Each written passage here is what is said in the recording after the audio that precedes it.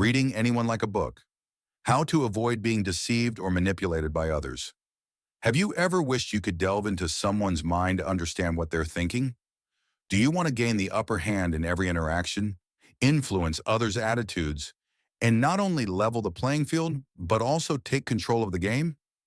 This video will help you set the stage to never lose again. The video is divided into two parts. Part 1.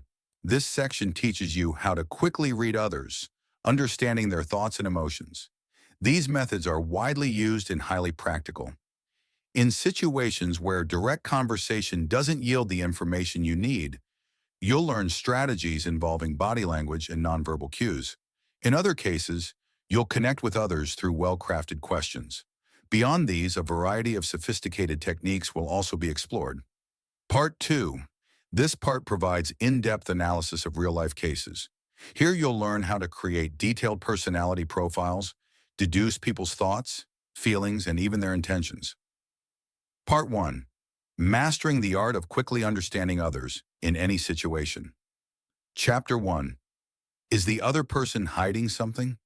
When suspecting someone of keeping secrets, there are typically 3 ways people handle it. Ignore it. This doesn't solve the problem. Ask directly. This risks making the situation awkward and could harm the relationship. Gather additional information. This is the most effective method of the 3, but it can backfire if you're caught snooping. When faced with signs of dishonesty, try applying the following techniques. Mind reading. Bring up a sensitive topic and observe their reaction to gauge their comfort or interest. Example.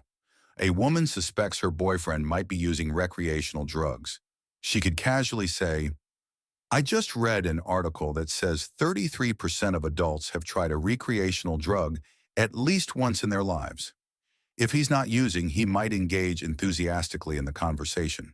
If he is, he might try to deflect or change the topic." The Bombay method.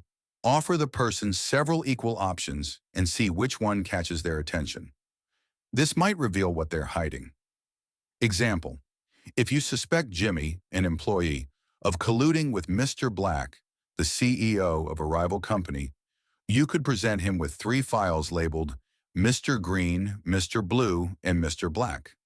If Jimmy lingers on Mr. Black's file longer than the others, it could indicate he's hiding something related to that name.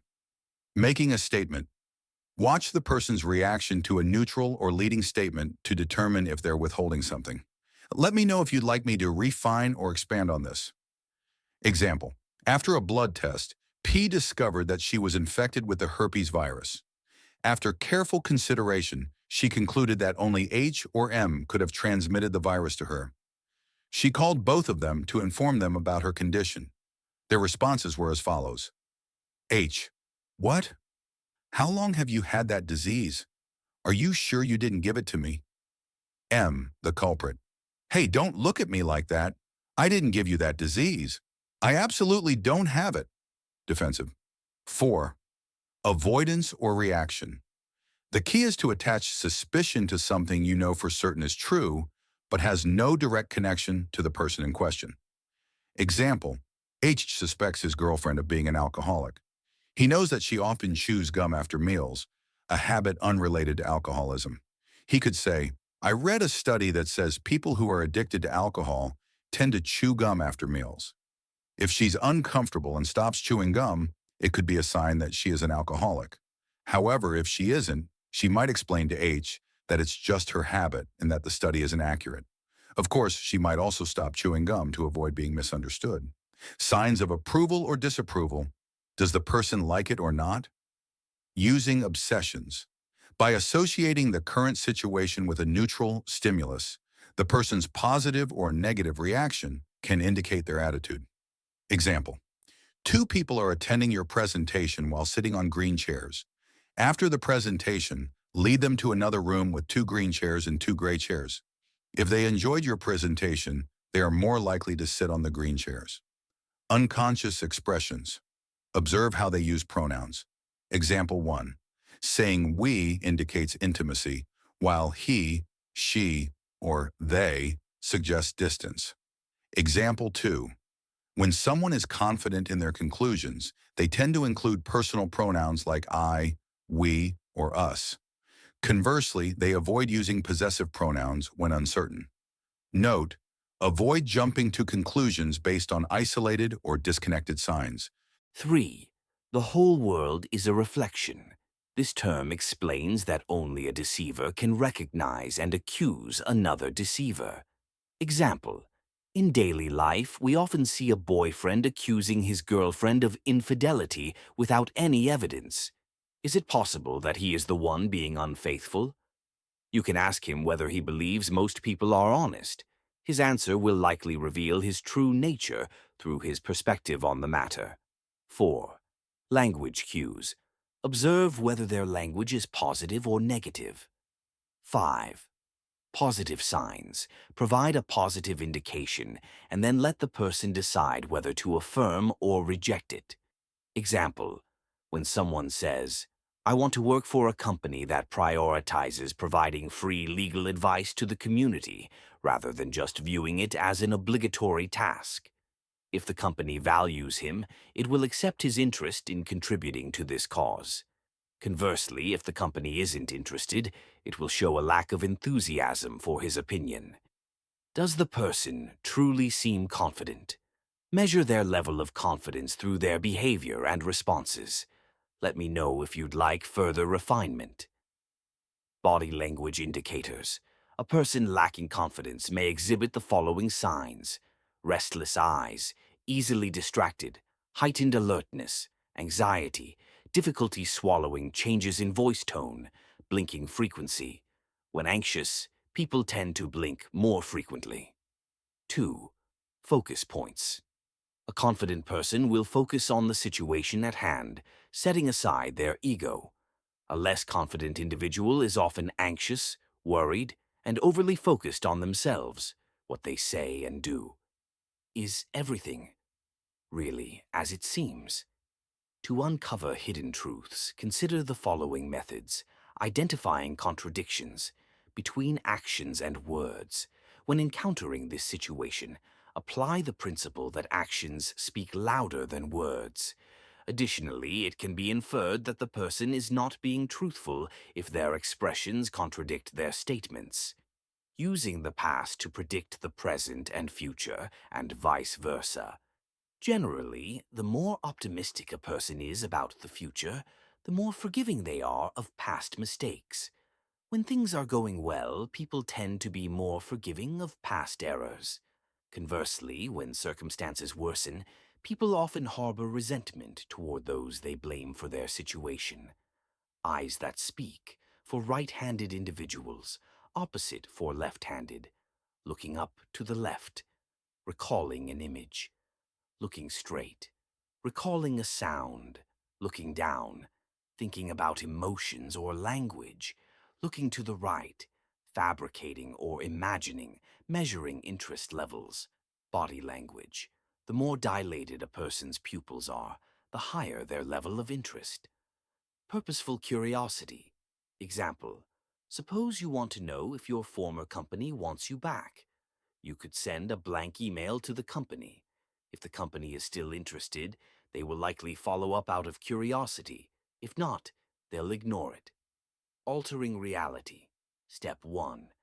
Initial observation. Measure the subject's level of interest before taking any further action. Let me know if you'd like more refinement or details. Step 2. Altering reality. Provide information that makes the subject believe their opportunity is diminishing. Step 3. Observe the reaction, monitor their behavior in response to the new situation. Step 4. No restrictions. To avoid drawing incorrect conclusions in cases where the subject already feels they have little chance, and thus doesn't show frustration as expected in Step 3. You can test them differently. Create a scenario to prompt their interest. If they display interest, you can conclude that they simply lacked the confidence to pursue success.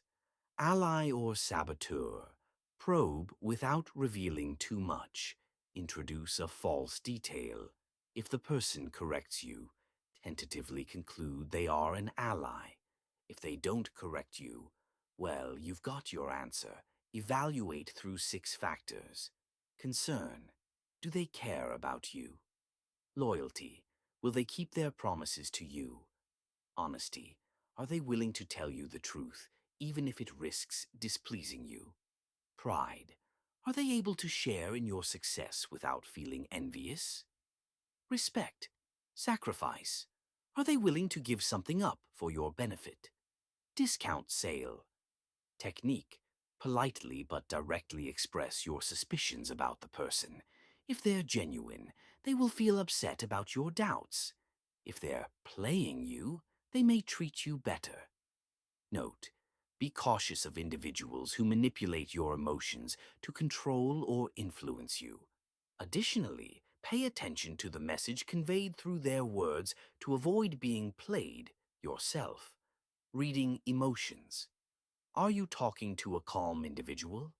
Common signs of potential violent risk: a history of being hurt, abused, or influenced by negative language. Use of harsh, violent language to describe their childhood. A tendency to resort to violence to solve problems. Overreacting to minor details and frequently suspecting others' motives. Cruel treatment of humans or animals. E.g., mocking, saying hurtful things. Use of alcohol, stimulants, or engaging in behaviors that pose risks to themselves or others. Let me know if you need further adjustments. Romantic relationships. Excessive jealousy. This indicates a lack of trust. Threats or self-centered behavior. A focus solely on oneself. Two-faced behavior. The person is kind to you but treats others poorly. This could indicate they are being nice to you for personal gain, making it difficult to judge their true nature. Abusive language. Remarks that hint at mistreatment or disrespect. Rushing into relationships. Someone who is overly eager and excessively involved in every aspect of your life early on. Subtle feedback from friends or family. If your loved ones make indirect comments that suggest disapproval of your partner, it's worth reconsidering the relationship. Part 2. Detailed plans for mental activities. The decision-making process. Chapter 8, SNAP. Decisions aren't personality-based. The same individual in the same situation can act differently at different times because attitudes and behaviors are influenced by moods and emotions, not by personality traits. Chapter 9, The Basic Colors of Thinking. 3 primary colors of thinking: self-esteem, confidence, level of interest. 4 secondary colors of thinking: effort, how much work is required to achieve the goal. Rationalization, justifications and reasoning behind actions. Trust, mood. The emotional state at the time of the event determines how we react and handle the situation. Thinking about actions, the why and the how. Knowing someone's level of self-esteem can help you understand precisely how they perceive issues. The impact of self-esteem. 6 major factors. Needs. People with high self-esteem are more likely to focus on self-actualization. Confidence. High self-esteem boosts confidence in one's ability to think and act, especially when adapting to new circumstances. Effort.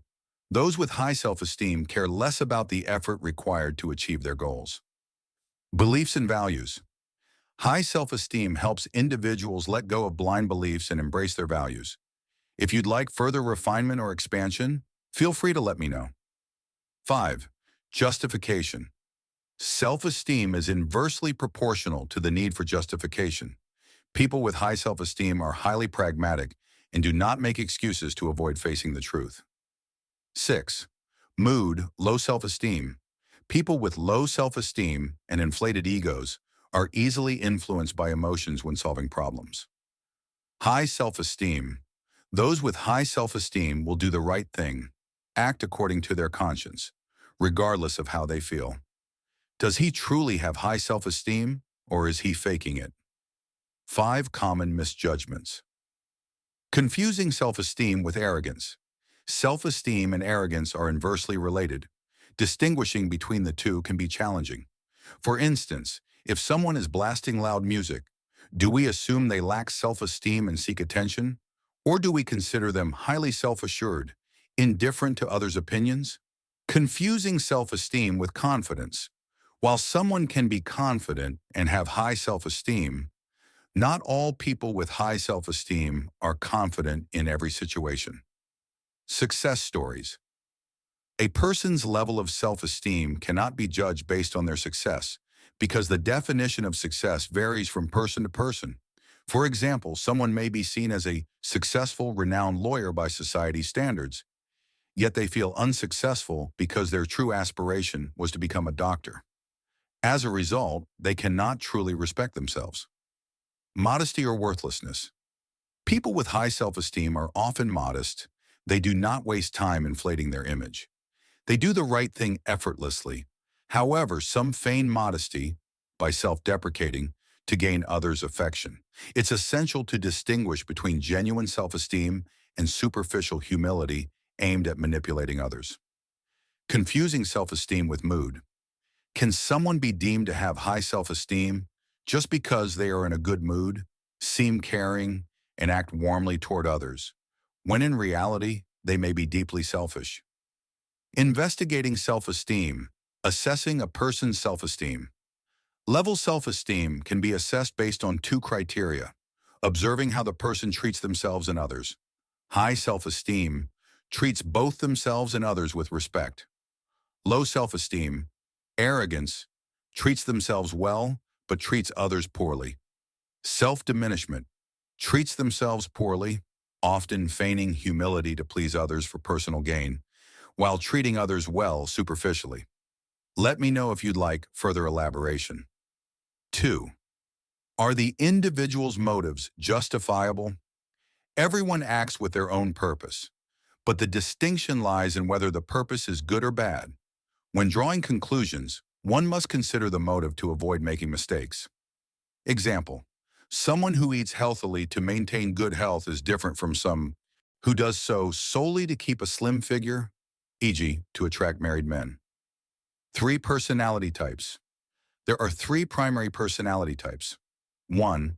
LED personality type. Individuals who perceive themselves as inferior struggle to accept compliments, lack assertiveness, and hesitate to voice opinions to defend themselves, speak poorly about themselves, constantly apologize and feel guilty even when it's unnecessary, frequently experience psychological insecurity, fear taking risks even when those risks are calculated and reasonable. 2nd LEA personality type.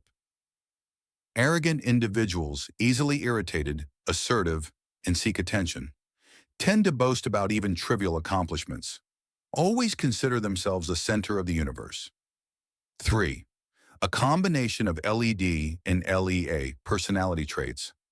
Overly sensitive and emotionally reactive, frequently use discouraging language and dwell on the past, often seek validation and reassurance from others, habitually view themselves as victims. Let me know if you'd like further assistance.